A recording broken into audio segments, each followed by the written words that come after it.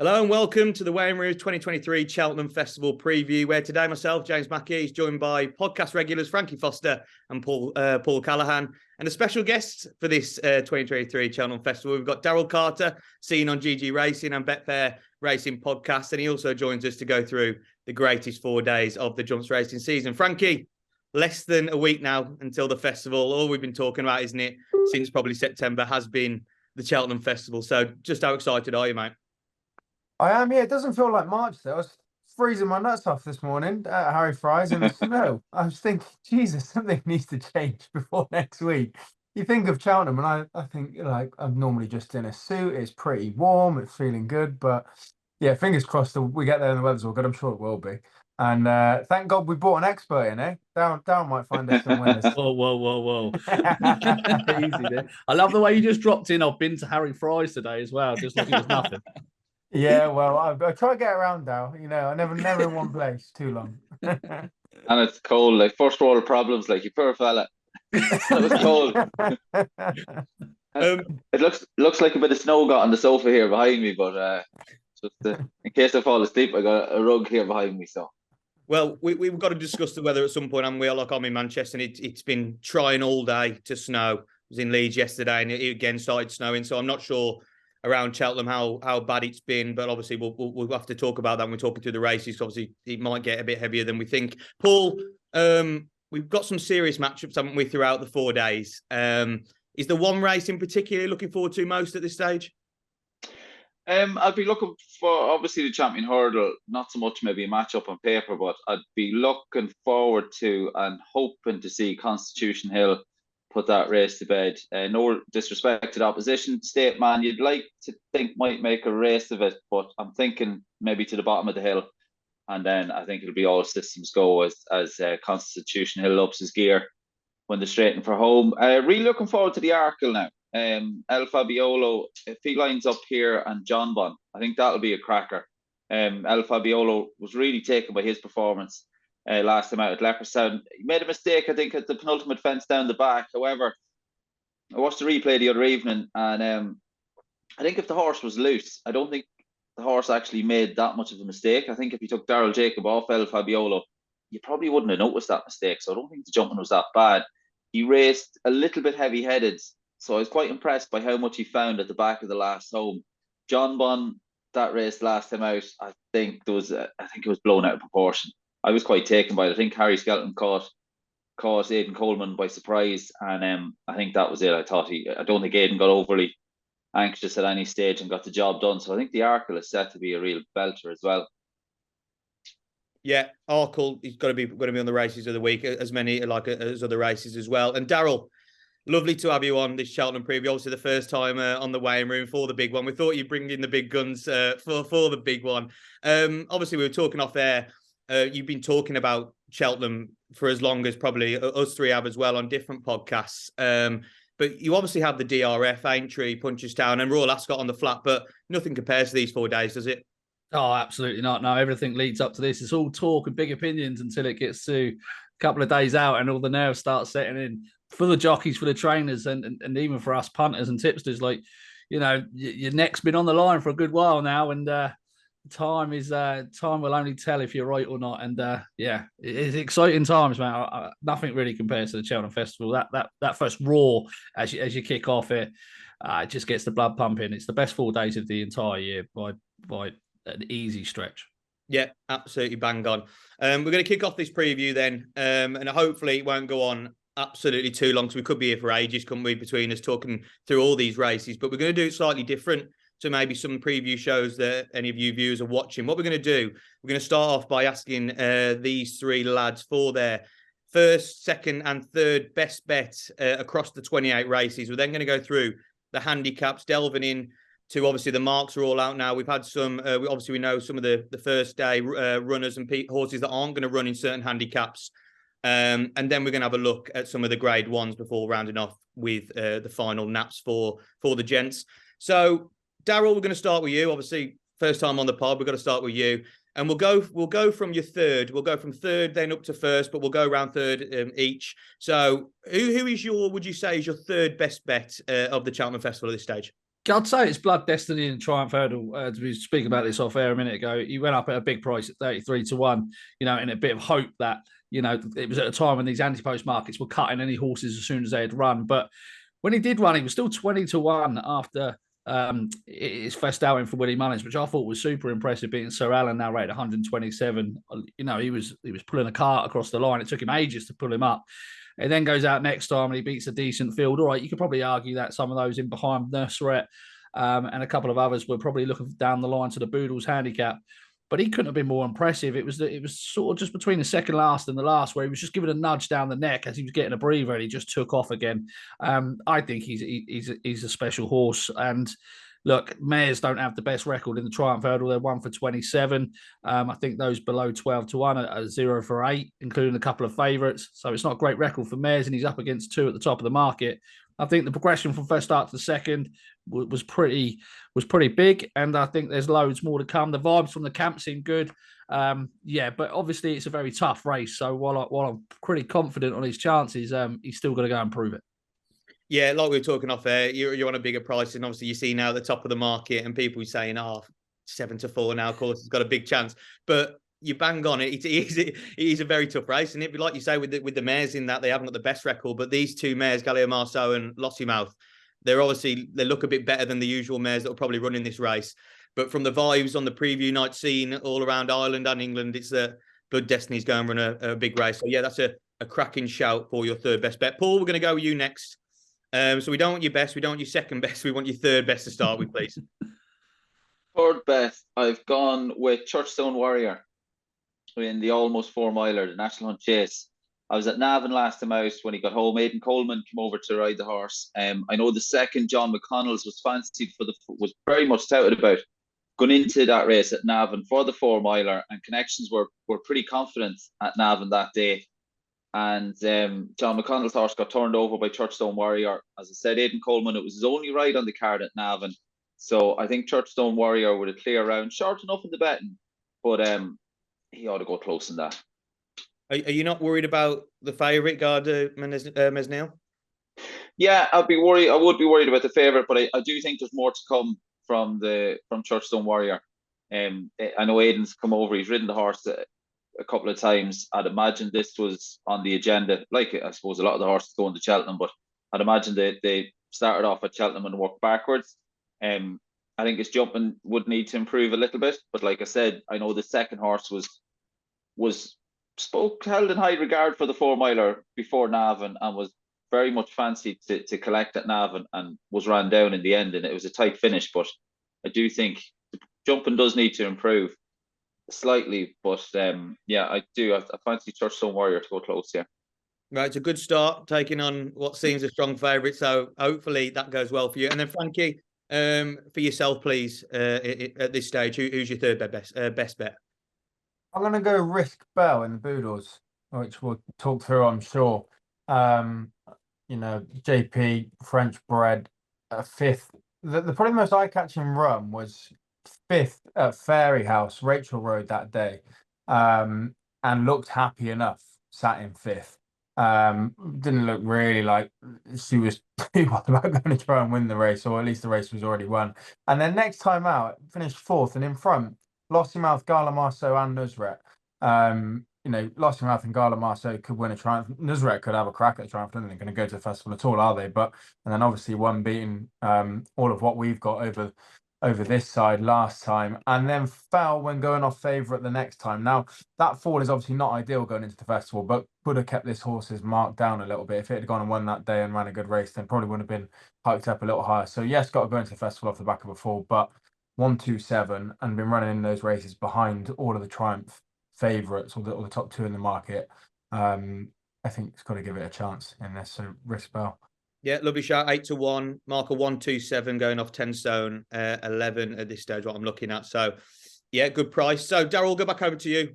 Your next best, so not your nap, your next best, please, for the festival. So this is where it gets a bit more juicy. Yeah, this is going to be another one towards the top of the market, but it's Mighty Potter and the Turners. There were 3 horses when I was at the DRF. I was stood right by the rail, and 3 that came past me after the last and just took off were El Fabiolo, Galloping de Champs, and this lad, Mighty Potter. Now, I think this is a horse that's going to be seen in Gold Cups next year. I think he's going to improve with distance, but he's not short of speed either. Look, you've got to put sort of that run in the Supreme behind you last year, but you could still sort of tell now that he's still got that bit of immaturity about him. He's still learning his trade. He's still learning his racing. I actually thought the track was no issue. I thought in the Supreme last year, he jumped, he travelled well until he made that pretty much race-ending mistake at his hurdle when he left his back hind legs in it. And they were going such a clip that he was never going to get back into contention. For me, I think he's a more mature horse this year. I don't see what beats him, in all honesty. I don't appreciate stepping up in trip. I just think he's been beaten by the best over 2 miles. He's just not quite good enough.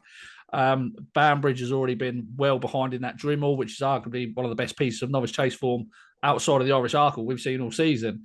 And I just think that Mighty Potter has got so much improvement to come. So, yeah, I'm looking forward to watching him in the Turners. I think that'll cut up that race as well quite a bit. So, I'm absolutely with you there, Mighty Potter. And I don't want to say something too soon, but I think Mighty Potter could be one of my best bets of the festival as well. I think you're right what you're saying. I think the race will cut up. I'll be surprised if there's probably only 6, 7 runners, maybe even less in that race. Obviously, it cut up last year, didn't it? We only saw 4, and it was a bit dramatic. But he's got to beat 2 horses in Banbridge and Appreciate It. And I've got the same opinion you with Appreciate It.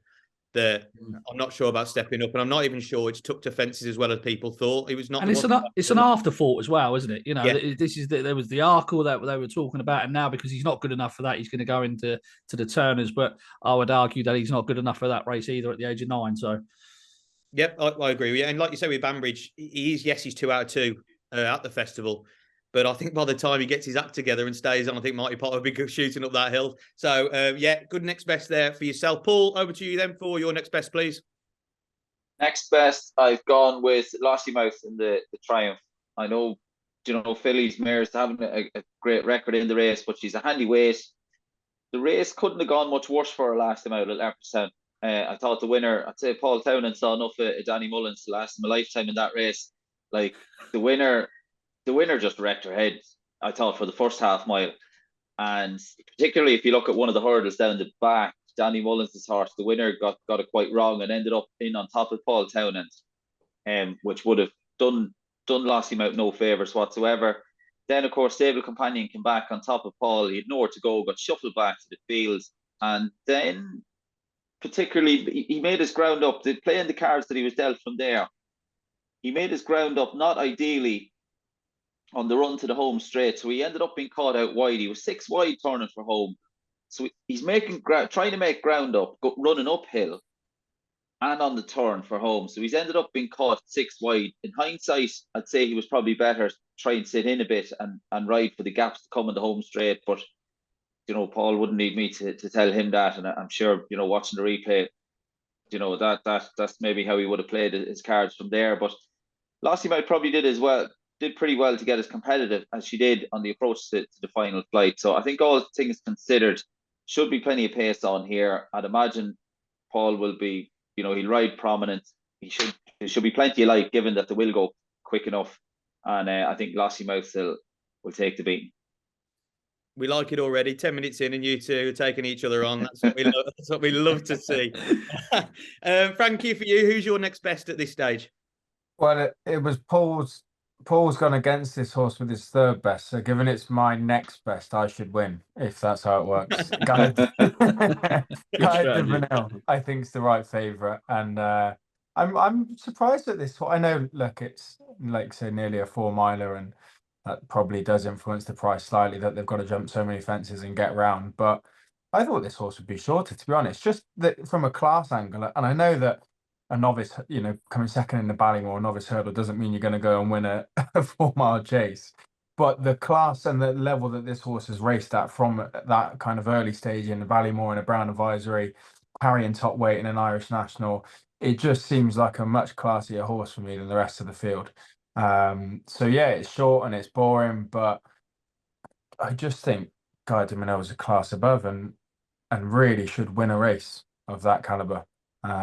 So yeah, Guy de Vanille for me in the National Hunt chase.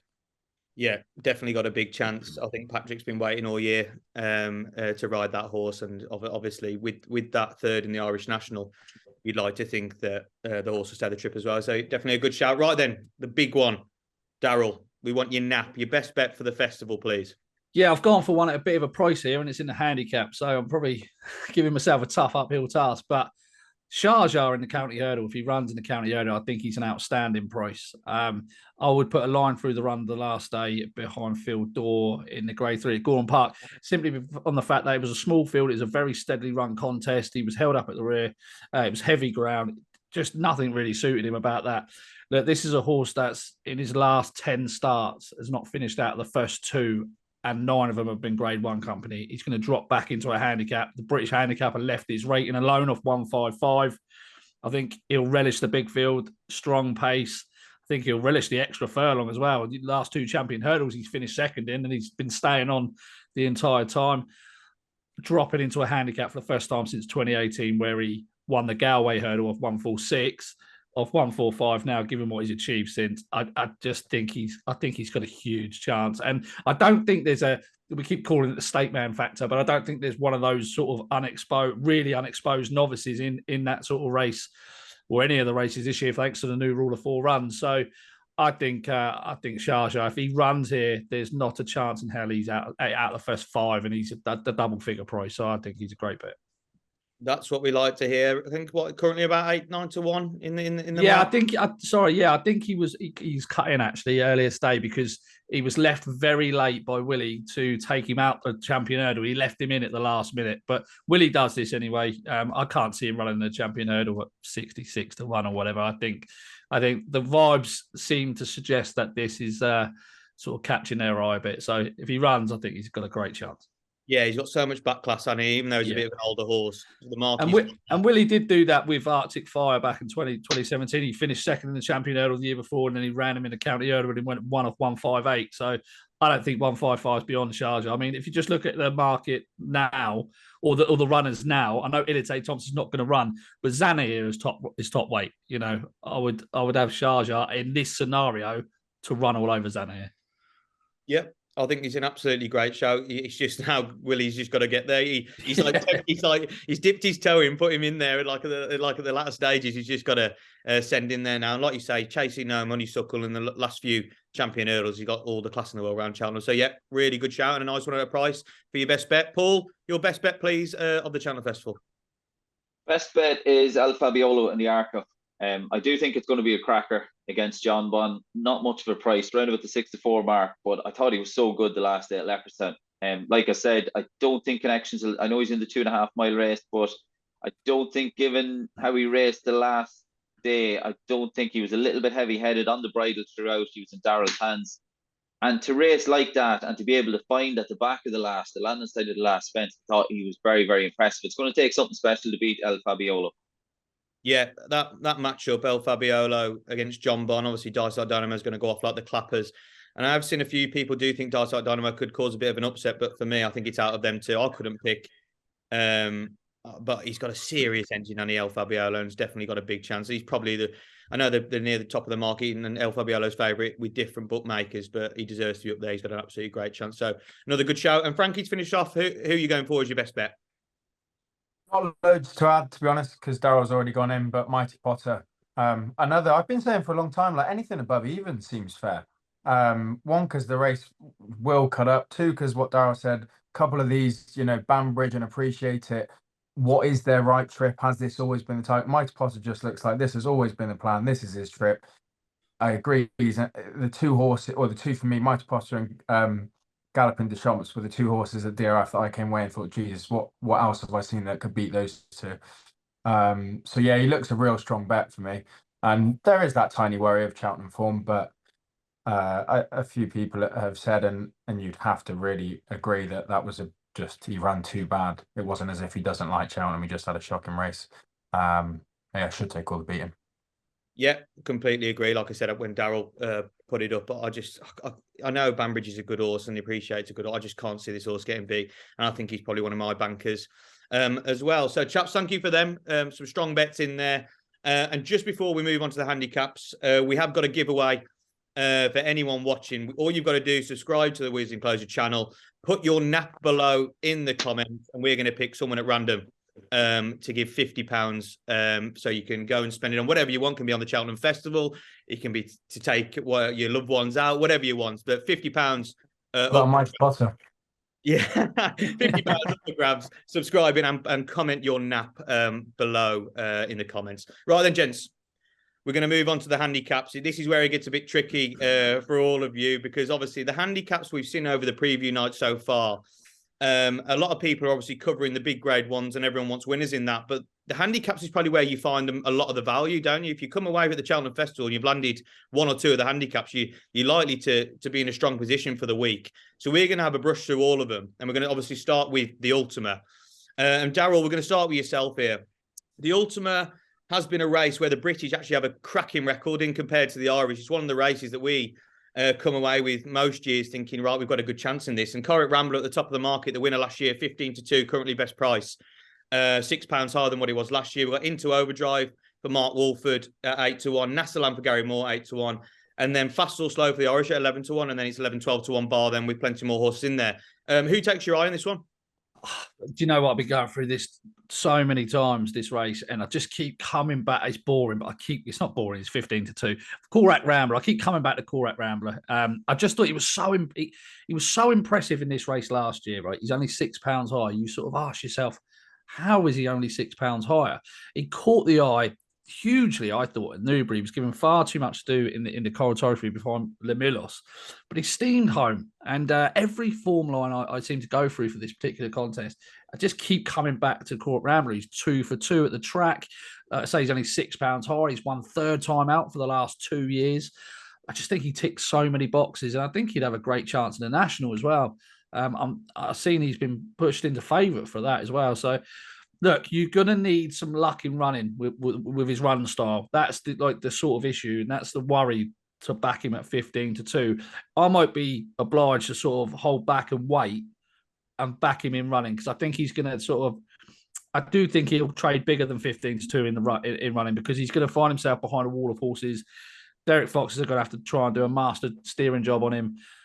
So look, you are taking a bit more of a chance, as opposed to if you back something like a remastered who's going to go from the front and be very prominent in the entire contest. But I just keep coming back to Callaghan Rambler. And I'll just give a little shout to Cloudy Glen, because I love this horse. He's got a fantastic record fresh. That's the slight concern. He ran so well in the Grand National Trial at Haydock. I don't know if he's going to come here or if he's going to go. They're going to save him for entry, keep him fresh for that. But if he does turn up here, he was an excellent second to Mount Ida a couple of years ago in the Kim Muir. He stays well. He jumps for fun, and he's not 145 is not beyond him by any means. Even at the age of 10, he's a fairly likely raced horse. So, yeah, boring. Sorry, James, but Callaghan Rambler, I'd stick with. Yeah, but the thing is, you say it's boring, but you'd rather back a 15-2 winner than a 50-1 loser, wouldn't you? So yeah, exactly.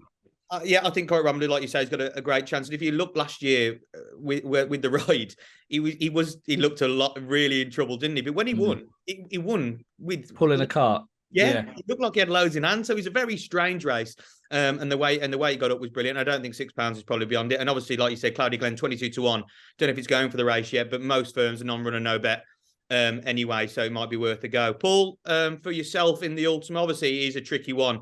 And you are the only Irish on the panel, so you're going to try and get the Irish to win it this year, or are you going for a British horse? I'm in the Callaghan Rambler camp as well. I think he takes the beating. I think the faster pace round here will suit. Good ground the last time at Newbury. You know, he was given a lot to do. I think that's the style of running. There'll be plenty of pace on here. I'd imagine the ground will be on the slow side of good, so it'll tick a lot of boxes. And obviously with the faster pace, that should open up the gaps more for Derek Fox to weave his way through.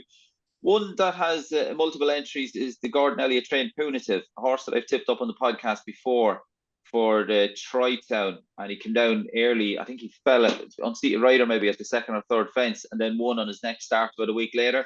Punitive has a couple of these multiple entries here, and I think he's interested in it if he lines up in this race or whatever race he goes. And he's quite well priced, Punitive, as well. I think he's worth it an each way punt, whatever race he lines up with. But I think Callaghan Rambler will take the beating here. Yeah, another one for Callaghan Rambler and Punitive, 20-1 currently, 10 stone 10. So could go for this off 137. But like we said, the Irish normally are battling for places, but it might change this year. We don't know. But 20-1, definitely worth an each way poke. And Frankie to finish the Ultima. Who are you going with? Are you sticking with the lads or are you going somewhere else? Yeah, somewhat. I mean, I don't need to talk up Quite Rambo anymore, but the one thing that piqued my interest even more was the national weights, and Lucinda seemed very happy, which kind of suggests that, like we've all said, he still has a little bit in hand. She seemed very happy with the weights, or at least his racing. So yeah, Quite Rambo obviously deserves a shot one after last year. Nasalam's one I quite like. Has never raced further than 2.5. But stayed on really well into third last time. Both the last times really, because clattered a fence at the top, I think, on the handicap before. Stayed on into 6th, but never really was going to win the race after clattering one. And then, like I said, stayed on nicely into third last time. The thing I probably would avoid, a horse that hasn't raced any further than 2.5 in this, but this was the only ever entry. So whether or not they've had 2 runs around Cheltenham over slightly shorter, they think the horse will stay. It looks like it will stay the way it finished third last time out. This was always the plan, and maybe not running to its best form over 2.5 has kept the mark down slightly, and they think that it can improve a little bit for further. So yeah, Nasalam with 2 decent runs, both at Cheltenham last time, I think has a chance. Yeah, that's been nibbled at in the markets over the last few weeks, and it's into about 8-1 now, Nasalam, and I think he is going to step up and trip and probably might be the making of it. So he's definitely in with a chance. Right then, gents, we're going to move on to the Boodles, still on the Tuesday.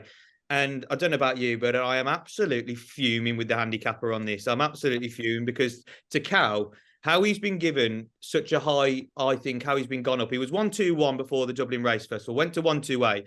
Yes, he finished third. It was a bit of a suspicious ride, wasn't it, from Mark Walsh? He pulled him back after he let them 2 go. But to go and give that another £7, I thought was absolutely ridiculous, personally. And off 135, I think that's harsh. Obviously, I'm talking through my pocket here because I've backed it at bigger prices. But I was thinking 131, 132. But if McTeague does come out of this race, he's going to be racing off 11 stone 10, not 11 stone 5. And I just think it's very difficult to win any handicap. I know he's probably a graded horse in a handicap. Daryl, I don't know what your thoughts on this, or even if you like to Cal, but obviously you can see where I stand. I'm fuming with the British handicapper on this.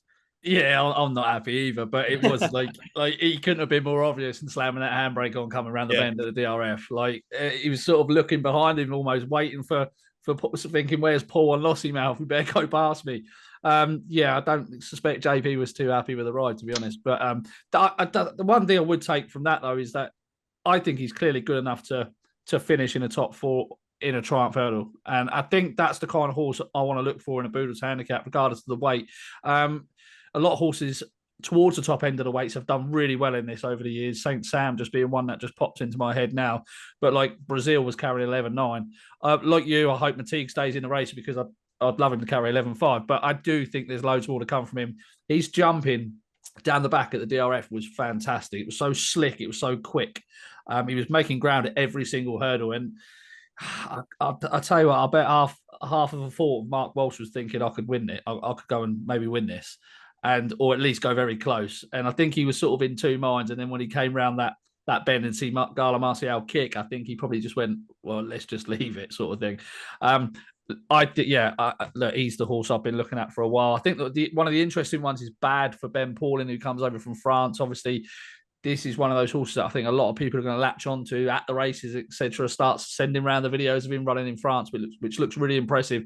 Very difficult to get a handle on the form at the moment. I've been working on it today, but I mean, I've got to about 129 at best at the moment, and he's off 126. Could be anything, but for me, I think Takao could still win this off 135. Yeah, I think, like you say, with Bad, he's been one of them that's circulating on other preview shows, and I think he's 25s into 11 now for Ben Paulin. And I think a lot of people are looking, obviously, with Gaelic Warrior, even though he didn't win the race last year, it was a similar thing coming over from France, getting a lesser mark than probably what he should have. And I myself watched the race that Bad ran in today, and he jumped beautifully, absolutely beautifully. So, look, he's a very much unknown horse, and now at 11-1 is probably getting to a closer price to where his mark is. But we'll have to wait and see. And Ben Paulin, obviously, he's got another one in here, hasn't he? That could go close in Samuel Spade. But Paul, there's others in the market like Charles Burns' Biker, one that Frankie likes, Rispel, Sir Alan. Sir Alan and Biker have come from the race that obviously Band of Outlaws in Brazil over in, I think it's nice, they've all gone and won, or gone close. Yeah. They've come here and they've won the race. So it's a race that obviously a lot of people look at when they're looking at the Boodles. Where are you going with this race? I'm going to stick with a JP horse. Jockey bookings will be interesting. I was just having a look at Sir Alan there. Won his last two. It'll be interesting to see what Andy Slattery does. Had an amateur up last time out, claiming 7. Had King Quirk up the time on his 2 runs before that.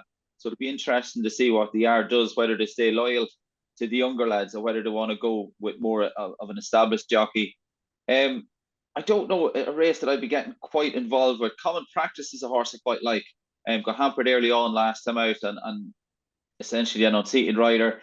There's Sundial for the same owners. I know would have to step up, but I think interesting enough, and is only round about the 12-1 mark. When you look through his form, I'm kind of thinking, how is he 12-1 and not, hovering around double that? Round about the 20-25-1 mark, Sundial. So interesting that he's only round about the 12-1 mark.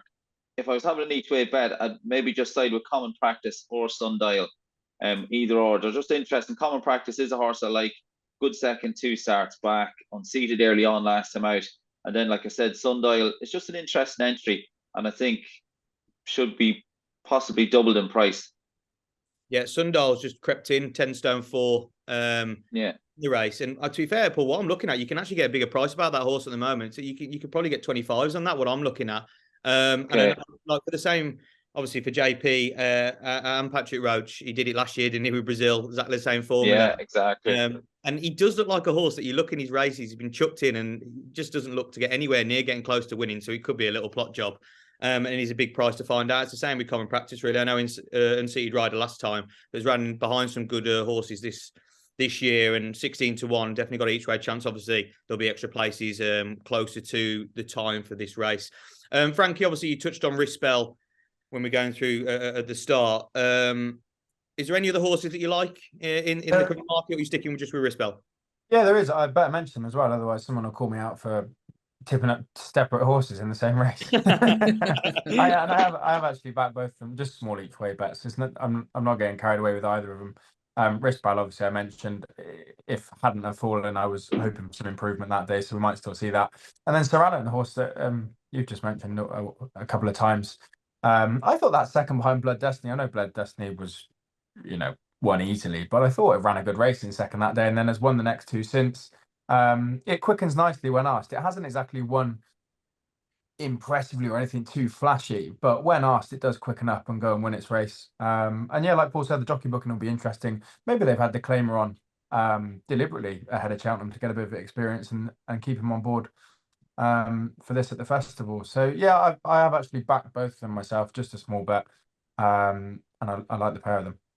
Yeah, that form lines with Sir Alan, it's solid, really. Like we've talked about earlier, he's absolutely solid. But it's a really interesting race. It's a race that some people don't like to get involved with, but I think you can find a bit of value there. It's just obviously an anti-post stage, getting the prices on the likes of bad before they're getting smashed in before people tip it up. That's the problem. Right then, we're going to move on to the Wednesday, and the first handicap on the Wednesday is the Coral Cup. Personally, for me, this is a race I find so hard every year to find the winner. It's like the Martin Pipe. If you pick this, go and get your lottery numbers, because it's very, very tough, I think. Daryl, we'll start with you on this. We got Camprond at the top of the market. Obviously, he ran in this race last year. The rain absolutely came heaving down and ruined his chances, but he still ran on well, I think, into 4th. He's 7-1 at the top of the market. Run for Oscar for that man, Charles Burns, 15-2. And then you've got horses like HMS Seahorse, 10-1, Langadan, 10-1, American Mike, 10-1, Winterfog, 12-1. And then Beacon Edge has been backed in a little bit at 14s, obviously barred out as bigger prices. Who takes your eye on this one? Yeah, you're going to have to scroll all the way down the list for my one on this one. It's a horse for Martin Brazil called An Epic Song. I quite like this, about 40-1, this horse. He's an unexposed 6-year-old by authorised out of a Law Society mare. And he's been running over 2 miles. Now, everything about that breeding will tell you that he wants much, much further than that. Outside of the 2 runs in the hood last year, I'm not a massive fan of trainers putting on the hood. I always think they're uptight when they're doing it. When it comes off, they tend to improve quite significantly a lot of the time.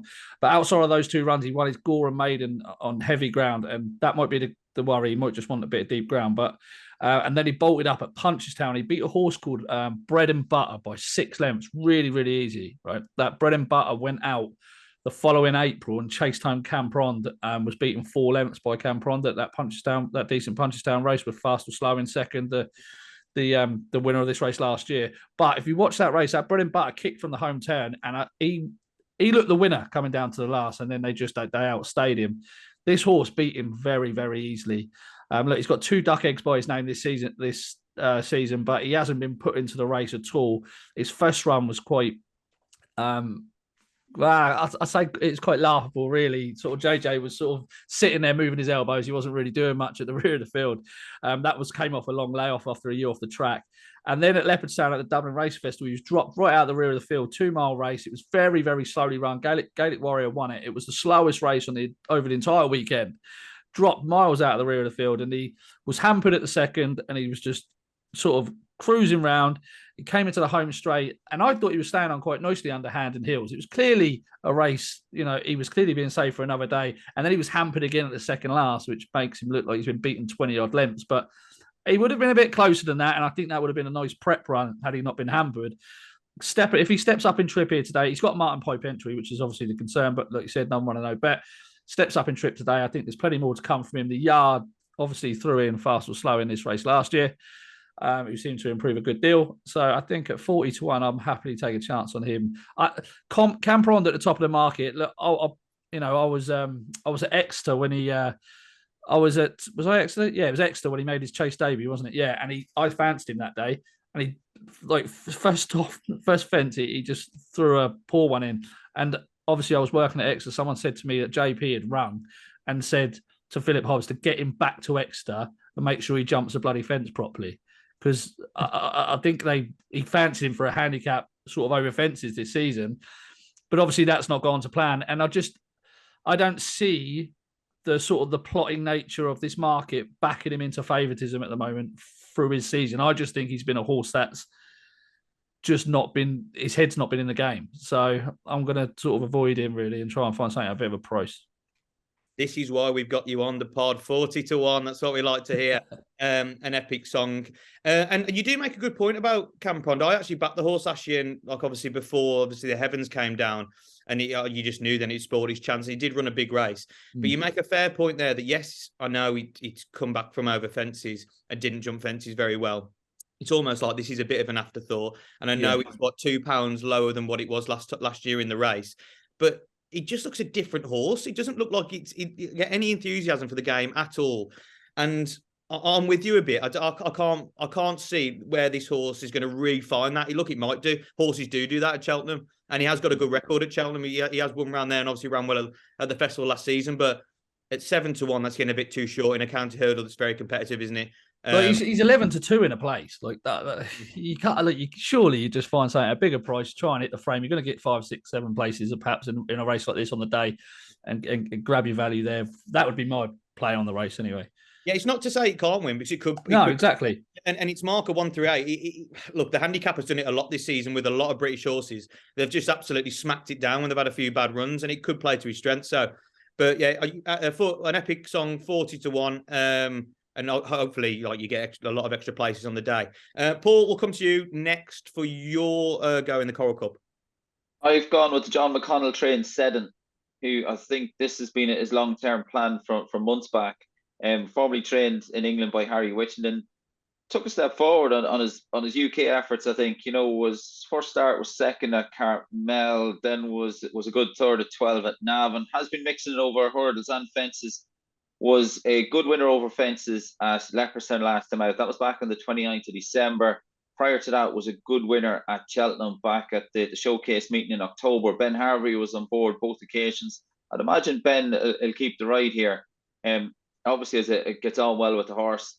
Had a couple of entries, I think, was entered at the Dublin Racing Festival, but sidestepped that. The connections were keen to keep the horse fresh for the Coral Cup. So I think Seddon will take the beat. Well, whether or not he'll take the beating, I don't know. That's going to be slightly overshooting the runway here, but I think it should go close anyway. Yeah, what really makes me laugh about Seddon is that since he's gone to John McConnell, obviously he'd switched from the McNeil family to a different owner. It was running around Cartmel and was looking like a horse that was just absolutely garbage. He's gone over to Ireland. He's now chasing a hat trick, and he looks a completely different horse. I think the McNeil family obviously thought this was going to be quite a nice one. It hasn't ended up turning out that way. But now, like you say, it's strange, isn't it? Like, I mean, I think John mixes it up a bit as well. I think he can take them to the beach. I think the odd day. I know he has his own setup and all weather at home, but I think to go to the beach as well, and sometimes just to change the scenery, it's mad how it can just work. I suppose the same with footballers. Like you get a football player who's not happy in a club and things aren't going their way or what have you. You know, it could be something totally unconnected with what's going on the pitch, and then they You'd move want to send club me and to Spain, not Ireland, to tell you that. Somewhere warmer, that'll bring out the best in me. Dundalk on a Friday night, that'd make you run fast enough just to keep warm. Yes. So Seddon 25-1, Paul's selection, and made a good case there. Frankie, for you in the Coral Cup. Yeah, nothing strong. A little look at Captain Combi if he goes here. 3 decent runs, a second, a third, and a second. I quite like the run over 3 miles, and the other 2 over 2.5. So this horse will stay. I thought it was a decent effort over 3 miles at Punchestown. Looked like it could be the winner coming to the last. And then the last day at Punchestown, San Salvador won the race, but was catching him all the way and did give like 1.5 stones, or I don't know, a lot of weight away that day. Those weights, that gap's been tightened slightly if they both run here. I know he hasn't just got to beat that horse, but finished his race really well. And I think 2 mile 5 could suit for a horse that they had a crack. I know he was 50-1 and did nothing at Aintree, but they had a crack in a grade 1. He did travel well through that race though. Like he did shape really nicely coming wide around the bend. I thought he was going to kick on and go and win it, but he just sort of he was flattening out as he fell, wasn't he? But I know that they did think quite a bit of this horse, like thinking that he was going to be a graded horse. Yeah, that's what I mean. You think like if he was going to be, or at least he showed to make that man he could have been. 138's not exactly beyond him to go and have a crack at a race like this. So yeah, I thought an each way price, a horse that's been in the places 3 times this year, and as Daryl said, was going all right in a graded race. Definitely worth a shot for me. That's the Coral Cup then, and we're gonna stick on the Wednesday because we now have the Grand Annual to discuss. Obviously, this race used to be later down the line in the week, but moved to the Wednesday. The Grand Annual over the last few years has seen some really strange results. I thought, like I remember, what was the horse called? Sky Pirate. It was a horse that I backed anti-post, and then obviously John Joe O'Neill sent it running here, there, and everywhere. Its mark went up and still won, and I couldn't believe it beating Entucas. But it's another tricky one for punters. Paul, we're going to start with you this first time on this. The Grand Annual, who'd you like? Not a strong fancy. I think Elixir the Nuts has to be thereabouts. Off a marker 147 at the moment is set to carry 11.6. Hasn't been out of the first 3 on his last couple of starts. Was a good second when last seen at Newbury behind Fenimbull Savola. Good winner the time before that at Wincanton. And Elixir the Nuts, right about the 16-1 mark, I think represents a bit of each way value. And Magic Days, horse that likes to go from the front, won the Opera Hat listed chase last time out. She should give it a good shot from the front. Now, your only slight concern there is where are you going to get the breeders? She might just have to run with the choke out throughout. So you'd imagine she might just fold later on in the race. But she ran well up to a point in the Arkle last year at the festival. And like I said, she was a good winner of the Opera Hat last time out. So that's Magic Days from the Henry de Bromhead stable, and Elixir the Nuts representing Joe Tizard. Yeah, Magic Days obviously go to the Mayor's Chase as well. It just where she ends up. But Elixir the Nuts has pretty much rejuvenated his career a little bit over fences this season, and 16-20-1 is definitely got a big chance of hitting the frame. Daryl, who have you got your eye on in the Grand Annual? Yeah, I like a few in here, but the main one would be Grey Diamond for Sam Thomas, who I think is targeted this horse at this race. It gave him his seasonal return, his first experience at Cheltenham back at the November meeting in the Paddy Power Handicap. He was third to Amarillo Sky and Fugitive. He was just outstayed in the final 50 yards. Fugitive is £18 higher in the handicap. Amarillo Sky is £15 higher in the handicap. This lad's £4 higher in the handicap. He went to Sandown next time. He travelled like the winner. I think traded very short in running and fell at the second last. I think that could have been a blessing in disguise. He's only gone up £2 for that. He's returning here for this race. It goes very well fresh, so they give him a 67-day break. The interesting thing, though, is that Sam Thomas prepped Stolen Silver for the plate last year in the same race that he took Grey Diamond to on his seasonal return. This horse also wore a hood last year. A lot of times, just mentioned that. I like it when the hood comes off a horse. They can have a bit of improvement to come. That hood hasn't been on this season, and I think he's well handicapped off a mark of 135. So I think he's got to go close if he gets a bit of luck in running. But it's very, very competitive. Yeah, it is very competitive. Grey Diamond, 20-1. And Sam Thomas, we've already seen this season how he can place a horse into different handicaps. We only had our power, didn't he, the other week go and win. So he's a brilliant trainer at plotting those horses. And at 20-1, definitely got a big shout. Frankie, the Grand Annual, obviously, Dino Blue's in here at the top of the market currently at 7-1. And obviously she went off favourite last season for the Mes and Novices Hurdle. Sent over fences this season, run behind the likes of Impervious and stuff like that. Is she your idea, the winner, or are you taking her on at the top of the market? I think her on, but I think it's worth mentioning. I think all three of the Dino Blue, Magic Days, which Paul mentioned, and Riviere de Tel. I don't know if we'll run here, but I think they all actually have their shot. I was kind of looking at Riviere de Tel and Magic Days, thinking that they both have gone well in our course. I don't know if Gordon will send Riviere de Tel here, but she was poor last time out. But he did say in an interview recently she's flying at home, and he was quite excited about it. He described her as the forgotten horse, and maybe she is. And I was thinking both of Magic Days and Riviere de Tel off the high 140s in a fast and furious race like this could go well. And then Grey Diamond, which Daryl just mentioned. I'm always putting up Sam Thomas horses. I've developed a Sam Fetish. Thomas fan club. I wouldn't go that far. A fetish might be a bit strong, but a fan, yeah. For the same reason, and it doesn't always work, but it can, as Daryl did say, falling in when you're trying to get a decent mark for a big race can actually sometimes be a little bit of a blessing, and you're hoping. And, given what Sam Thomas has done with horses, especially horses that are lightly raced, and getting one fit for a day without too much prep needed, I wouldn't be worried about that fall. And that might have kept the horses marked down. So, Grey Diamond looks potentially well handicapped, and the two mares look quite classy, and they're not weighted out of it, in my opinion. Yeah, I don't know if they'll run it. Yeah, So. That's the thing. You just don't have to run.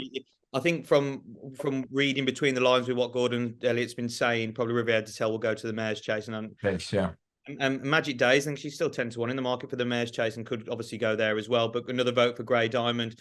One I'll just give a shout to is Dad's Lad for Willie Mullins, and I think currently 14-1 in the market. Handicapper butchered him, didn't he? I know, but the thing with Willie Mullins, this could still have some up its sleeve. You just never know with that man, do you? And at 14-1, I'd probably like to find out. And obviously, another one that's interesting in this market is Andy Dufresne. He runs off the same mark of 155. He was obviously second in the race last year. He's probably been plotted again by Gordon to go close in this. And obviously, if the rain keeps coming like it did last year, he's got to be looked at in the market. But it's very, very tricky. You can make a case for a lot of horses, couldn't you? Right then, moving on to the Thursday, and a race that really does divide opinion is the Pretenses, isn't it? The Pretenses final. Personally, for me, I think it's absolutely atrocious how a horse can just dot into fourth and then go on and win this race. But I actually do like the Pretenses final as a race itself. So it's one of them. What are you trying to imply, James? Oh, absolutely. There's been plenty of talk about handbrakes and all that sort of crack already now. What are you saying? Absolutely nothing now. They all run the race.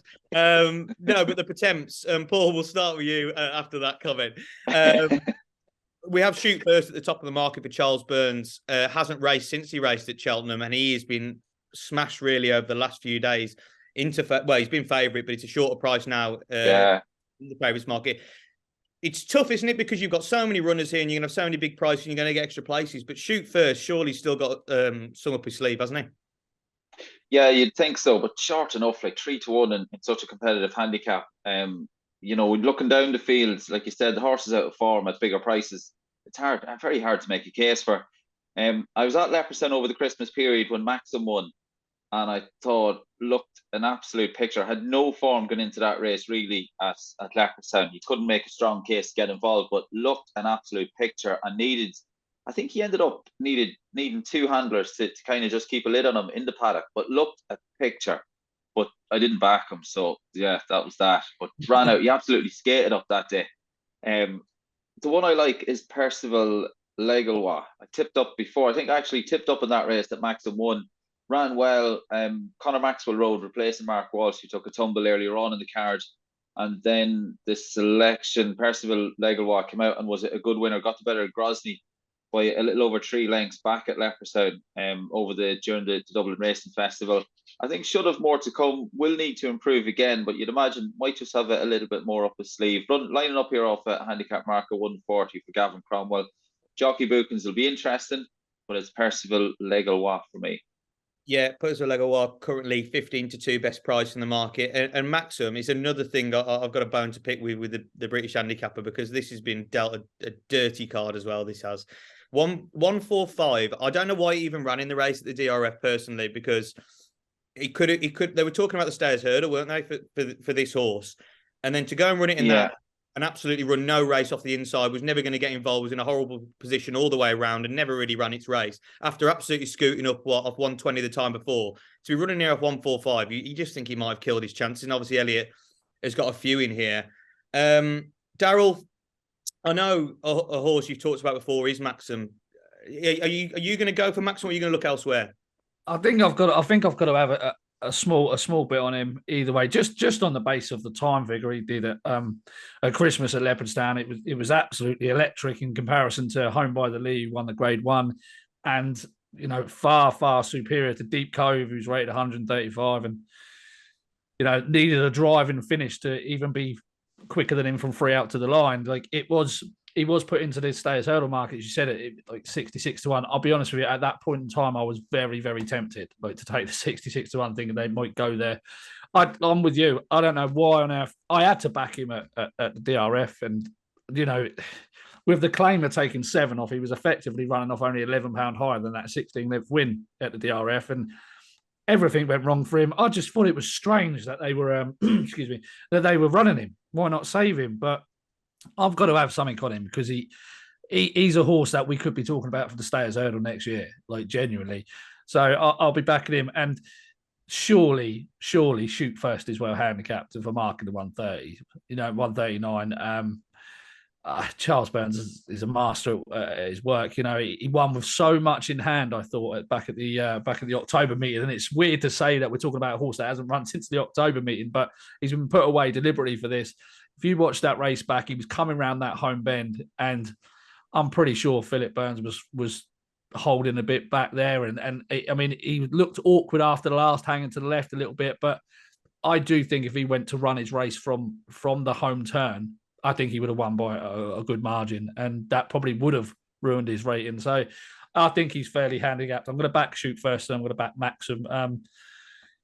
This is David Jennings seems to love walking on air, doesn't he? Around 10-1. Like this horse beat Sabrina by 3 lengths last time at Exeter. That's not form I could have in a Pretenses handicap personally. I think, like Paul just said, there's a lot of dead wood in here. I don't think there's a lot of classy horses that have got anything in hand of the handicapper. I don't know if you know, Jane, but we'll thanks for the help get in. He's off 128. I think he would have got in one of the last 5, maybe. Yeah, 128, 10 stone 7, isn't he? It's a tricky one. It's one of them where you've got to probably wait till the decks, isn't it? Because he needs a slight bit of luck, but he might just creep in near the bottom. Look, his performance, what was it, Chepstow? Was serious, wasn't it? He couldn't have won any easier. But you're right. He's been found in the market. He's 13-2. It's just whether he gets into the race now. And like you said there, Daryl, I was at the DRF as well, and I had to back Maxim as well. I had to back him, but I don't I was after 2 hurdles thinking, what is going on here? What is going on? I didn't know why it ran. But look, he's 145, but you could still see it running well. And I'm with you with walking on air as well. I actually really liked this horse last year when it won for Nicky Henderson. He got set back, he got pulled away, and then it was he was high in the Supreme betting, high in the Ballymore betting. But he's probably not turned out to be the horse they thought it was going to be. And even though, he won last time out, I don't think it was anything special. And you're going to look elsewhere personally for me in the Pretenses. But Frankie, I don't know what you like, but I hope we haven't shot you down if you like walking on air. Yeah, I'm frantically searching for another. No, there's two from the same race. The favourite that we've mentioned, Shoot First, and then Salvador Ziggy, the horse in fourth. Both horses that haven't raced since. I just think that time of year, none of Gordon's came over and ran well. He brought a lot of horses over in October and November, and he barely had a winner. A lot of the ones that were even fancy didn't run that well, so maybe ran slightly below form. It was given a lot of weight away that day, carried 12 stone. The weights are slightly tightened up with the favourite coming back into it. Ran a decent race into fourth, and I think, having been to Cheltenham, gone the trip, will still carry 11, 12, but definitely deserves its shot. Mostly off the back, hopefully, of some improvement. And like I said, probably ran slightly under form as a lot of Gordon's did. So, yeah, Shoot First does look strong. I mean, things get thrown around and they seem to get intensified towards the festival, don't they? But there's chats of him being a stayers hurdle horse and all the rest of it. So I like that race. And I think the winner might come out of that race that we saw early on in the season. And those two haven't raced since. Their marks have been protected and they both look decent. Yeah, Gordon does love a few runners in here, and one that looks like it's going this way, coming back from fences, the boss is Oscar. So obviously second in the race to Mrs. Milner, off 145, 11 stone 10. It's another tricky one, isn't it? Because I don't think this horse has gone to plan at all for what they wanted to do. I think obviously they tried to set it up, what was it, 2 years ago now, for the Pretenses, and Mrs. Milner absolutely dotted up.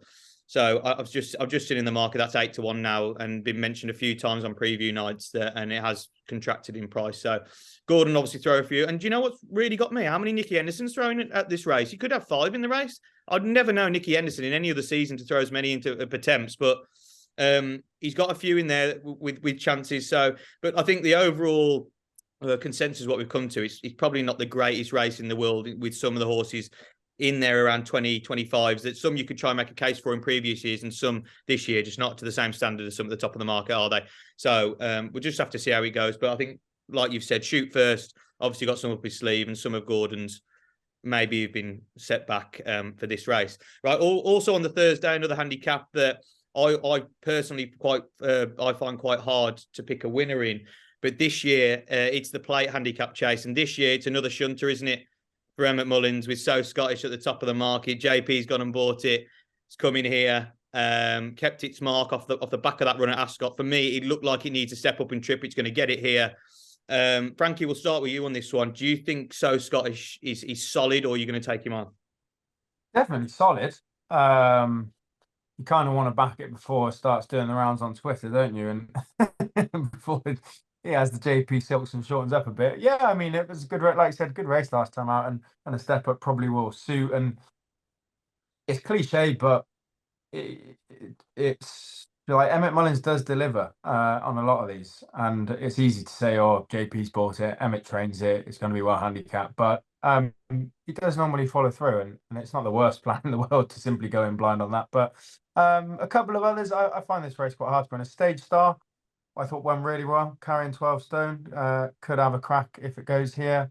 And then the other, don't think it's actually going to race here, but I was looking at it earlier on in the week. Call Me Lyrene of Gordon's, ran in the county. He was midfield last year, carrying top weight, and has won a couple of novice chases, was second in a grade 3. There's kind of snippets of form throughout the season over fences. Would have to improve, but probably one that is a bit of a sexier price in a race that I don't really fancy too much in. Yeah, I think like you say with Stage Star, I think Stage Star will probably go Turners or Brown Advisory depending on the weather, and I think they'll probably want to go for a grade 1 with that horse. And you just look through the fields, even though there's probably going to be a lot of runners, this horse could really, really chop up, because there's horses in here. There's horses also in like the Grand Annual, but there's a lot of horses that could run in the grade 1s. So it'd be interesting to see what field actually turn up. Daryl, I'll pass over to you here with just a few horses that have took my eye. I do think So Scottish is solid, but Il Rodotto and Midnight River, they obviously follow a similar form line, don't they, from running at Cheltenham a few times this year. And I know Paul Nicholls give a big shout to Il Rodotto, and he kept him at that trip. And I was thinking, doesn't stay up the hill, and obviously proved us right in that race against Fugitive. So is he a horse that's on your radar, or are you looking elsewhere? Yeah, he's definitely on the radar. That the handicap he won back on trials day, that was the fastest handicap I've recorded all season at Cheltenham. Like, Stage Star ran on the same card as him. Yeah, I would have beaten Stage Star by 13 lengths that day. Like, it was remarkably quick, and I thought it was an excellent performance from him. He's definitely a big player. I'm on So Scottish at bigger prices. It just happened to be a shade of luck that JP bought him a week or two later, you know. But I really, really fancied him. But obviously, would I go in at 4-1 now? Maybe if they put Michael O'Sullivan on to claim another 5 off, then probably because he would start to look like a good thing. And obviously novices, they win about 62% of the handicap chase at Cheltenham. But definitely Il Ridotto's definitely got more to come, I would say. And I would give Fugitive a good mention, who's 4 points bigger in the market at 14-1. You know, he's a horse with a bit more to come. And That's All Right Gino, I'd say keep on your shortlist as well, because I didn't like him at Kempton last time. He does tend to just edge to his left, and he did that at Kempton. He was just losing quarter of a length every fence, and that ended up costing him. But he has not been running over the right trip for most of his career, and his last 2 starts have gone over 2.5. And I know I said Stage Star's handicap was slow, but he came from the rear of the field, and he had to make up so much ground to get within 3 lengths of Stage Star. I think he's got more to come as well, but 145 is a bit tight when you've got something like So Scottish. You could potentially be off 138. So Scottish for me, mate. Yeah, it's interesting, like you mentioned with Il Ridotto as well. I didn't know how quick that time was. Paul, you've got horses like Autumn Colours haven't you chosen? Obviously, they've run in graded races this season that could run off big weights for the Irish. Are they your idea of a horse that can run well, or do you think obviously the horses need to be better handicapped? I think it should be easier dropping back into handicap company, but I'd like to see a horse that would be better handicapped myself. As far as the favourite is concerned, only concern with the favourite would be that today, like, he's only had the 3 runs over fences, but has only contested. You know, the biggest field was a 7-runner race at Ascot. Probably learned more last time out than he did in his first 2 starts when he won a 5-runner race at Tipperary back in October, and then contested a 3-runner event at Carlisle then in October. So it was dropped in that 7-runner race at Ascot won by Boot Hill last time out, and probably learned more then. So slight concern there would be bigger fields. There's going to be lesser light for the horse to get in his jumping early on. That could be costly if he hits the fence in the first half mile or so. That could just set him back confidence wise. What I like is one that Daryl mentioned is That's All Right Gino, horse I napped here on the podcast there last week and finishing second at Kempton. Jamie Snowden, I think, great cracking amateur rider back in the day, cut his teeth with Nicky Henderson, and is doing pretty well at the training ranks. So That's All Right Gino, 145 is tight enough. But a horse I like is French Dynamite, off 155, carries 11.10, trained by Mouse Morris. Was a good second at the festival last year, has only had the 8 starts over fences. I think that's the experience of running in a big field should see French Dynamite in good light here, and was last seen finishing second, beaten about 6 lengths behind Fakir Dudery at Thurles. That was back on the 22nd of January. So I think French Dynamite is round about the 10-1 mark, and I think that's fair. Yeah, he's another one. French Dynamite, they've got to decide where that goes, because it could go to the Ryanair. But for me, you probably wouldn't want to go against Shishkin, would you? And maybe have a go in a handicap, because he ain't going to win the Ryanair. Do you think he finishes his races off? Like, for me, there's been a few times now where he's sort of not. He's come there looking full of promise, and he's just not finished it out. I thought that was the same behind Fakir Dowderi's last time. It's the same back at the November meeting behind Gar Law. Do you think he likes a stiff finish, or do you think he needs a flat track? He was giving a bit of weight to Carlo, wasn't he, that day? That's my only probably excuse for that horse. But yeah. What do you think? He possibly hit the front a little soon, but with the benefit of hindsight, I thought last time out probably didn't get home all that much. You'd like to see him finish stronger, but I still think I think maybe with a strong pace here, I think you could ride a waiting race handy. Jump off in the first 4, 5, 6, jump off, line up maybe to make it. End up sitting in the first 6 maybe, and just ride a waiting race from there. Yeah. Right, then we're going to move on to the final handicap on Thursday. And I don't know about you lads, but it's a race I very rarely get involved with, the Muir. But this year, Stumptown at the top of the market for Gavin Cromwell looks a bit good. He's jumping, looks absolutely exceptional. He's been definitely found in the market, 4-1 favourite. We've got Mr. Incredible, 5-1. Angels Dawn, bit of support at 8-1. Look, this race, probably not the greatest of them all out the 28. Frankie, we'll start with you. Is there anyone that really takes your eye in the Muir? Not really takes my eye, but I'll have a crack with another Gordon Elliott horse if it goes here, Dunboyne. You want a horse that can stay. It's got plenty of form over 3 miles over hurdles. Had a crack in, what was the handicap last year, Pretenses. And then there's another with patchy form this year over fences, but as we mentioned, sometimes does keep the mark down slightly. Ran a really good race at 25-1 into second last time out behind Carefully Selected, one of Willie's that went off favourite. Has been put up in the weights as a result of it, and probably just for coming over to England as well. But on his day, gets the trip. If he gets a clear round jump in, does look to be good enough from a class perspective to win a race like this, and doesn't look handicapped out of it, having a bit of patchy form with not racing the once, being pulled up the other, and the other race he won was pretty average around Goran. So off that last little bit of form in January, deserves his shot. Dunboyne.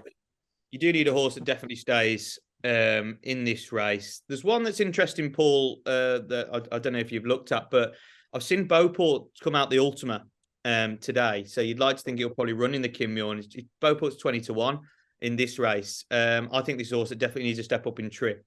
Who do you like in this one?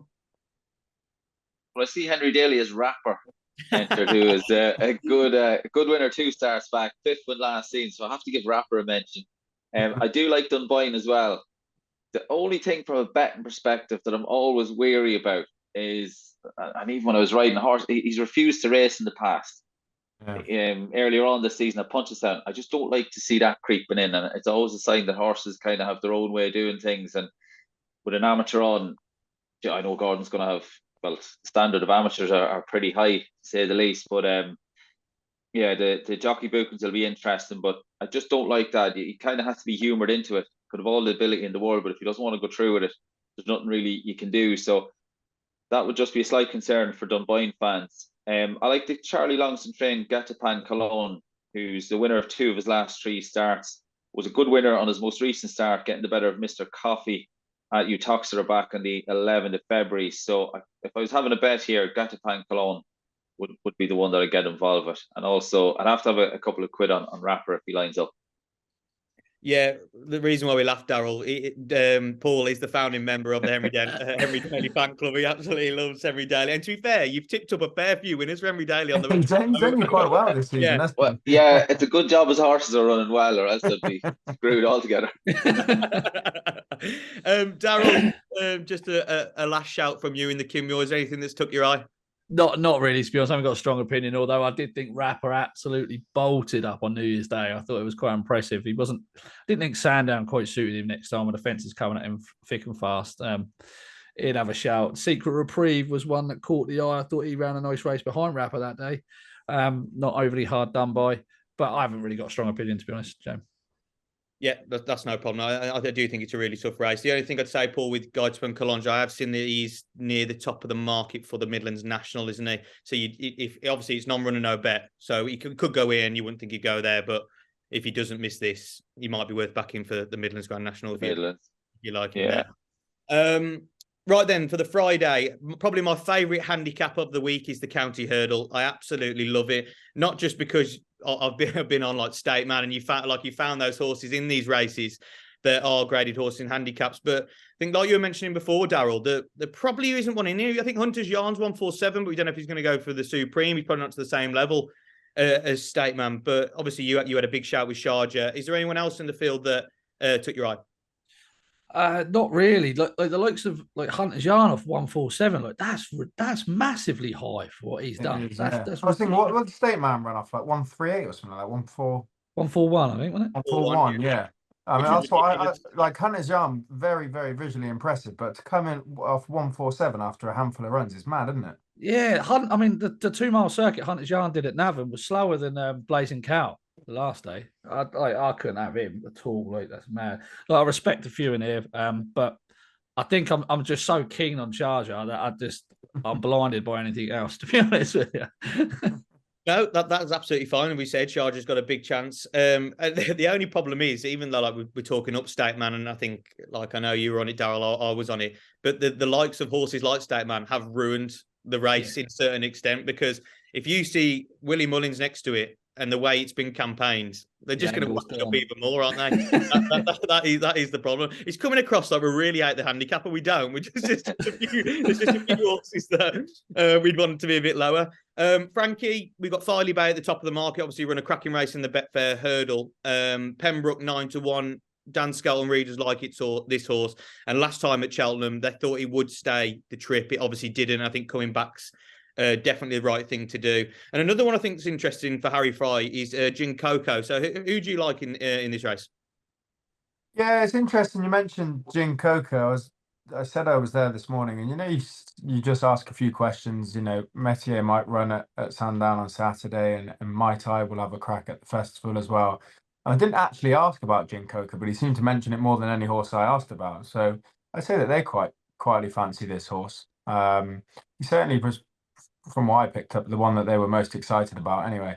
Obviously as that form, it was behind I Like to Move It, wasn't it, last time? Yeah, which has turned out all right. So yeah, Gin Coco deserves a shot. We mentioned Hunter's Yarn. I just think 147 is mad. I did think it was very visually impressive, but Daryl's just put some times next to it and maybe was flattered by whatever was behind him. Fenner Cross might have a cracker. I don't know if he will. Be a bit lower down in the weights, but an ex-flat horse that has raced twice over hurdles, and both times at Cheltenham and both times doing his job and winning. It was, again, probably one that maybe flattered for a hurdle omitted last time. Probably suited this horse better than what was behind him, but not been seen since November. You'd hope there'd be some improvement in both his jumping and just kind of matured a little bit. So I haven't had a bet in this myself. I don't really have anything to shout about. But yeah, my morning might suggest Gin Coco. Yeah, I think Gin Coco's just bumped into a few well handicapped horses over its time. Broomfield Hall was well handicapped, and then obviously I Like to Move. It's gone up 10-11 pounds, and people think it's got a really good chance of it in the frame in the Champion Hurdle. So it's obviously been weighted on for this race and could run well. Paul, we've just talked about a few of them there. Is there any that you like, or are you looking elsewhere? Well, I'm going to follow my money with Petit Tonnerre. I think 2 miles. I think 2. Yeah, like Jesus, I was getting excited last time out at Ascot when he was turning from home. He just travelled into the race. It just went too well, nearly all the way down the back. You could see him creeping. Came there, cantering, and got a great run for money now, but unfortunately didn't collect. Dropped back to 2 miles here. I think will suit.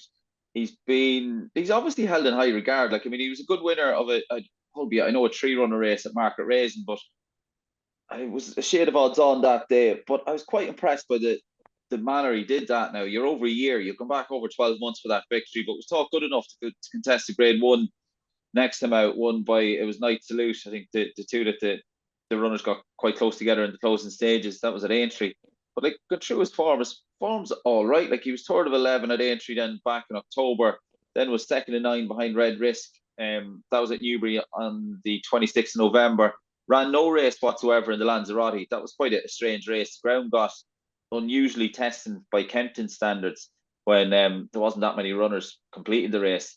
Eventually, that was back in the middle of January. But like I said, ran a cracker last time out at Ascot. That was over the extended 2 miles and 3 trip. I think to drop back to 2 miles will suit, will be more up his street. And like I said, I do think he's a horse that will come in at a big price one day. Unfortunately, I could be stone broke by the time he passes the post in front. But off a handy mark of 140, 10 stone 11, I think Petit Tonnerre should be there thereabouts. You had to put that horse up, didn't you? You've mentioned absolutely. Yeah. Imagine how sick I'd be if he came home in front, yeah. Like, or was there, fill the places, like, and I never mentioned him. I'd be gutted. No, you would. And look, I'm with you. I think he has got a race in him, but it's just how long you carry on before he wins. That is the problem. But no, yeah, some cracking shouts there. Personally, for me, I like, obviously, Willie Mullins and Dan Skelton have got a cracking record in this race, and I do think Pembroke dropping back in trip has got a big chance, as well as Gin Coco. So that's the county. Right, then we're going to finish off with the Martin Pipe. I think if you go and win this race, you're going to go get the lottery ticket tax. I think this is really, really tough. Daryl, we'll start with you on the Martin Pipe. Is anyone you like for this? God, Jesus, I like my eye. Yeah, I do. I know I don't want to, but I do like him. I just love the way he travelled last time. Last time at Cheltenham, I haven't seen him travel as well as that for a good while, and I thought he was still finishing to good effect. I went back and watched a few of his runs, like Aintree last year when he chased down Three Stripe Life. Like he was still closing at the line. Like they were pulling miles clear of everything else. You know, Three Stripe Life probably a one ill-fated, obviously, but you know would be in the 150s in my opinion. And I just think this 2.5 mile trip is exactly what he wants. We know he now handles the course. I think 145 is very workable. I like that crop of horses from the sort of John Bond year. You know, him, I like to move it. You know, Napper's Hill. They've all turned out to be pretty useful. I just think this lad's taking a little bit more time to come to hand, and I think he's coming right about now. And yeah, for me, I think he'll have to go close. There's lots of others obviously to mention. Benson, I think he might be going here. No, he's going to the. Is he going here or the Coral Cup? I don't know. They mentioned both, didn't they? But I think they were siding with the Coral Cup. Yeah, he's one to keep an eye on after winning that Kelso race last time. But yeah, I can just see it now. I can just see him travelling very smoothly through the race, and I can see him. He found like I thought he was kind of a horse that would travel but wouldn't find for pressure.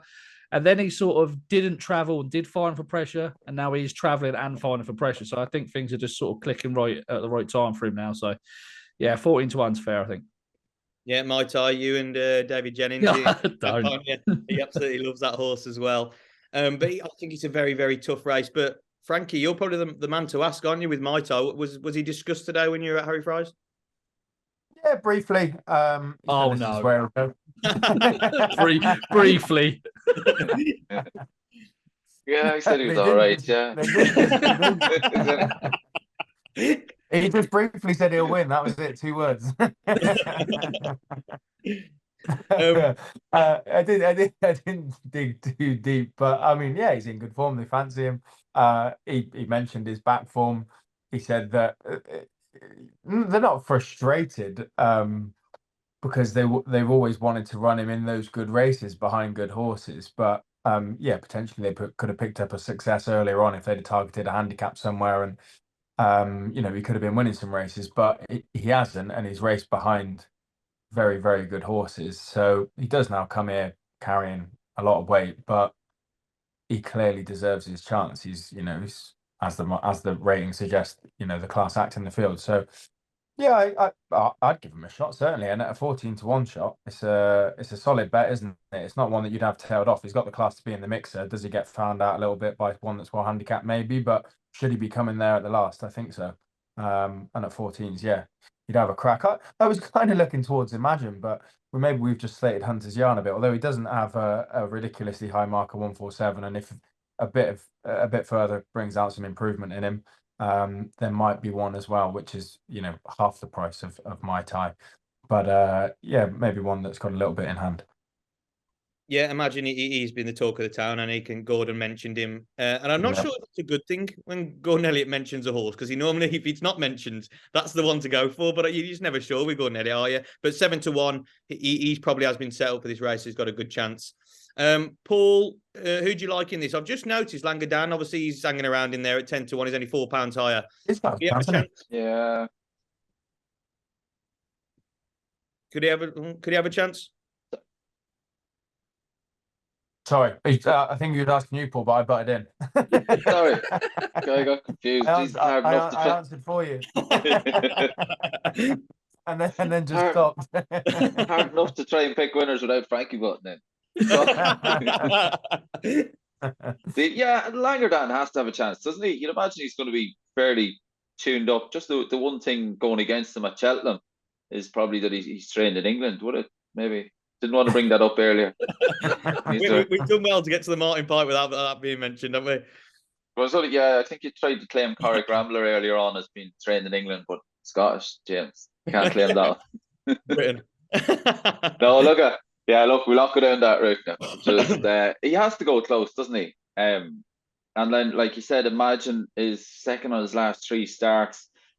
Like you said, it's another Gordon runner now that I've gone for. I've gone for Saf Courier. Apologies for the pronunciation, but does have the benefit of contest. This is going to be rough and ready.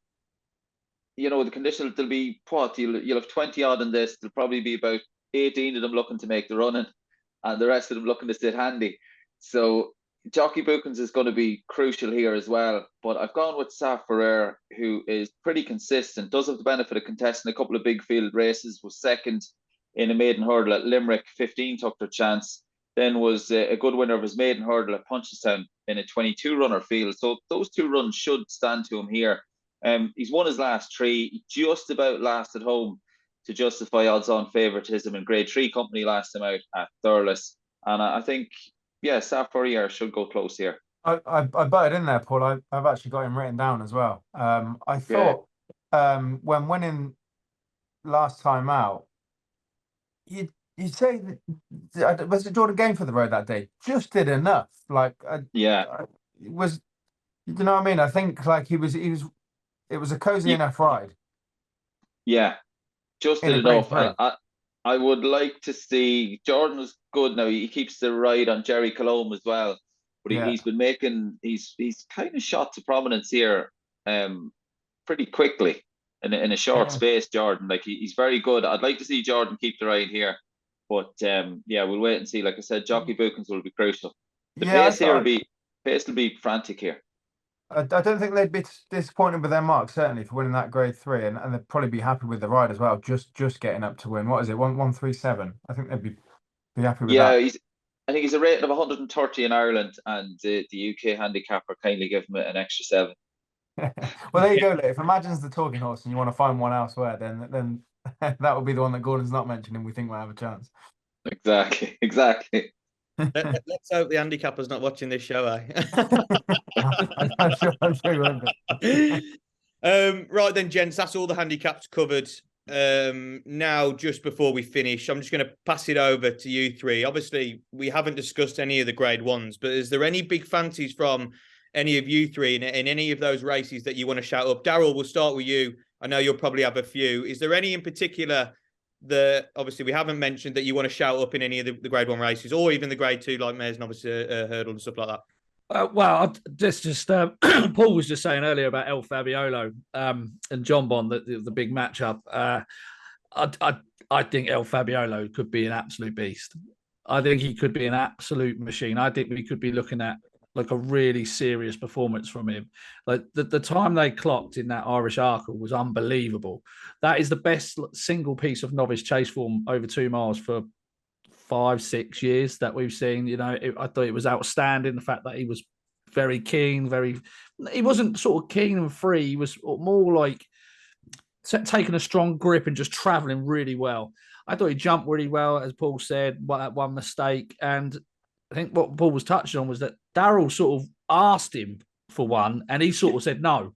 And then he went to the next fence, and Daryl didn't ask him, and it didn't ask him, and he just popped on his own, and he's fine. And the one thing for me is, I know everyone keeps crabbing his jumping. The one thing I always look for when a horse is jumping is how do they jump under pressure? And he jumped the last fine and cleared away. I genuinely believe that this horse should be much shorter than John Bond in the market. Now, I'm in sort of in the minority with that, but I don't know how you can compare what John Bond's achieved this season over fences to what El Fabiolo's achieved in 2 starts. And if you go back to last year at Aintree, everyone's using that Aintree run as the comparison between the two, but you've got to remember that El Fabiolo was wearing a hood that day. He was supposed to run at the DRF before that, but he was injured in the transit, so he hadn't run since January. It was just his second start of his entire career. He went from a Tremor maiden on heavy ground up to spring ground at Aintree, travelling over for the first time on his second start. Like, there is so much room for improvement. He's 5 going on 6. He's filled out this massive frame. I just don't see where John Bond's improvement's going, whereas I see El Fabiolo on a steep upward curve. So I just wanted to throw that out there to the crowd. You love that, don't you? That's been your chat the last few. I think John Pom fans will be clinging on to the hope that he's been half half tuned up all year, and that Henderson will bring out a lot more form in him. But yeah, off of bare form, Al Fabiola, like you said, that Irish Arkle was fantastic. But I think John Bon backers will be clinging on to the hope that you'll see a different John Bon, which is speculative. But it's not unlike Nicky Henderson, is it? I don't understand why he's half cooked in January. Like, do you get what I mean? I could understand if it was like early February or whatever, and they were building him back up. Paul might be able to tell me. I don't know, but like, I just don't.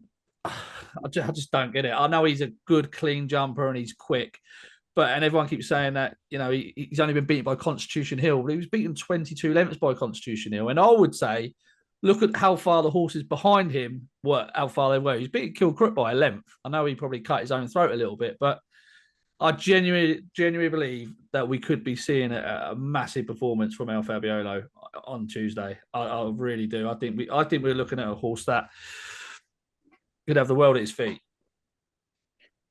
Look, you make a very strong case, and I can't really make my mind up with El Fabiolo and John Bon. I think they've both got obviously cracking chances. Playing devil's advocate to flip it on the other side.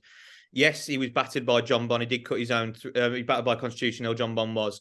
But the other side is that was a very tough race in the Supreme to then go 3 weeks later to Aintree and run as well as it did to beat El Fabiolo. You could be saying, well, John Bon probably wasn't at the peak of his powers. Probably everything was put into the Supreme to run well. I'm just playing devil's advocate here. Yeah. I agree. I do agree. I completely take those points. How much do you think John Bon's improved for fences as opposed to, obviously he was at a high level over hurdles, wasn't he? How much do you think he's improved from hurdles to fences? I think it's tough. I do think he has improved, but it's tough to say because the caliber of horses he's been running against hasn't been good enough compared to El Fabiolo. El Fabiolo, I know his first run wasn't against the great horse, but that Irish Arkle is the strongest piece of novice chase form I've seen all season. And for me, yes, you can make the assumption you can only beat what's in front of you, and I do think John Bon will jump lovely, and this is why it's so hard to tell what's going to happen. Obviously, Dysart Dynamo is going to be a big factor in the race, but El Fabiolo's shown it, and also shown that he's a horse that he's made a mistake at fences and still got an absolutely bolt up. I actually love seeing horses make a mistake. So do I. Yeah, and then going on and still winning the races like they do. Not John Bon lucky, but he jumped. He probably had his worst jumping round at Warwick, and would have learned a lot for that. But still, I know Calico won last time, but that was a mess of a race in itself. Look, it's tough. I like both horses. He's really, really tough, that race. And I know you're much stronger on El Fabiolo, and we could be here all day. Yeah, you're right. We really, really could. But that's going to be a really, really good race. Frankie, is there anything for you in the other grade ones that you want to shout up? I think that Edwardstone really does deserve to be favourite for the champion chase for me. I just think the way that he runs his races, the speed he's got, how good he is over his fences, the way that he attacks the last two fences. I love a horse that really takes the last two at Cheltenham well. How he won the Arkle last year. He looks just like a proper champion chaser. And yes, Energumene won last year, but what did he really beat? And yes, he does have that Clarence House form with Shishkin as well. And if you're backing Shishkin for the Ryanair and you're saying that he bounces back, then maybe it's slightly contradictory to suggest Energumene won't. But just think if you could build a champion chaser, Edwardstone really fits the bill, and he's brilliant around Cheltenham. And if he was a little bit closer last time to Edited de Geek turning home, I think he would have won that race. So they're hard. It's another race that's fantastic, really competitive, but to try and pick out a grade one horse out of the competitive grade ones, I think Edwardstone should be winning that. Yeah, I like Edwardstone as well. I think he's got an absolutely superb chance. That race, they all just want to lose this season, don't they? And then Gentleman to Me comes right at this time of year. Editor de G, I can't have him. He's a good horse, but if he wins this champion chase, I'm not trying to be harsh on the horse and Gary Moore, but you would never say Editor de G should be winning a champion chase off the runs he's had previously. Yes, it's improved this season, but couldn't have it.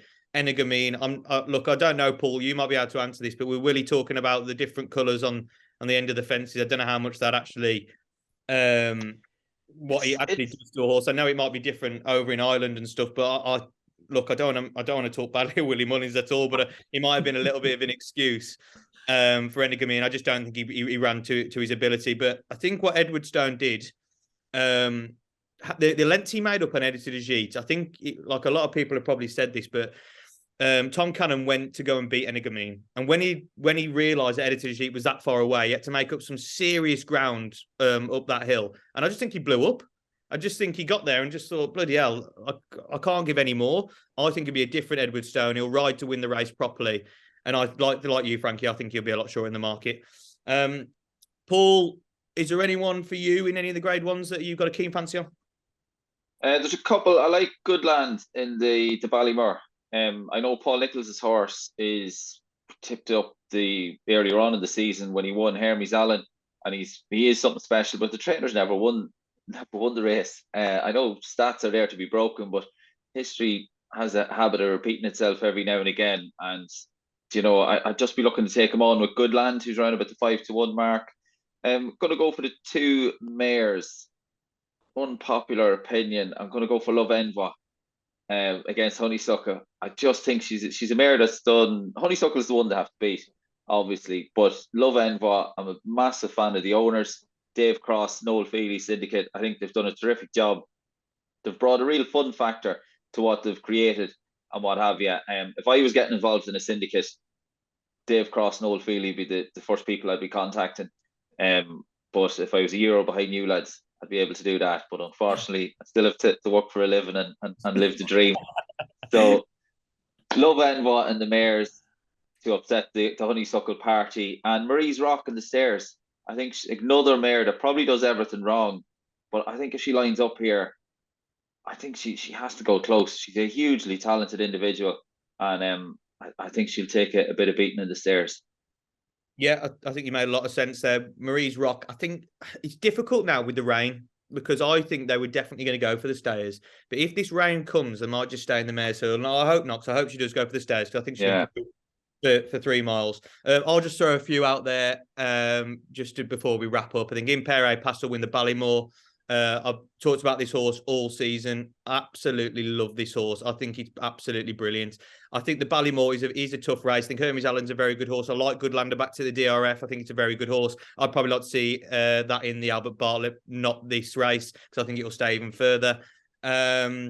Edward Stoner win the champion chase for me, like we've discussed. I think Lucia will be very, very tough to beat. I'm not as wary as Astro Diamond as probably what I should be. I'm more wary of Night and Day in that race, because I think she's got a lot of talent and she could just be that one that we don't really know about. But I do think Lucia, I know, has shown doesn't actually jump that well, but she's an absolute freak, I think.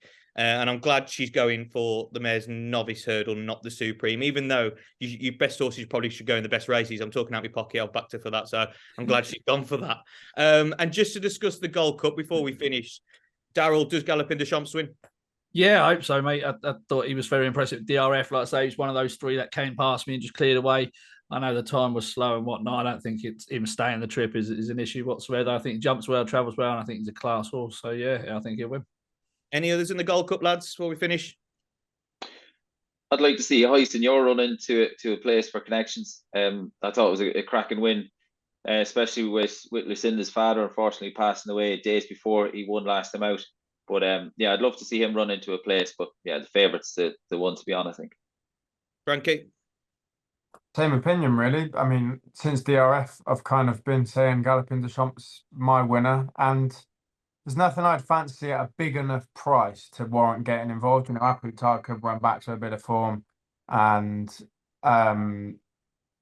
Brave Man's Game would probably be next in line for me. But those two, what are they, like around 7s? I'd rather stick with the favourite. Yeah, he could just be seriously special, couldn't he? And I don't know if anyone's talking about it now, but he'll definitely stay. He couldn't be pulled up at the DRF. He was flying past the line. Paul was struggling to pull him up, so I think he'll definitely stay. Lads, that's the end of our 2023 Cheltenham Festival Preview. Thanks so much for your selections and all your hard work on this show. All I'm going to ask for off you is just for your recap of your nap, please, of the Cheltenham Festival. And Daryl, we'll start with you. If Shah Shah runs in the county hurdle on Friday, I think it'd take a while to beat him. Back him each way. Paul? El Fabiolo in the Arco. And Frankie? Mighty Potter for the Turners. And I'm going to finish with you. Mighty Potter is mine in the Turners as well. We did it at the Dublin Race Festival, didn't we? We put it as our nap. So let's hope it goes and does it again. Again, lads, thanks so much for all your hard work. Please be sure everyone was watching to like this video. And like we said, we got the giveaway. If you subscribe to the Enclosure channel and put your nap in below for the festival, someone will be picked at random to win £50 giveaway. So all the best wherever you're back in at the Cheltenham Festival, and thanks for watching.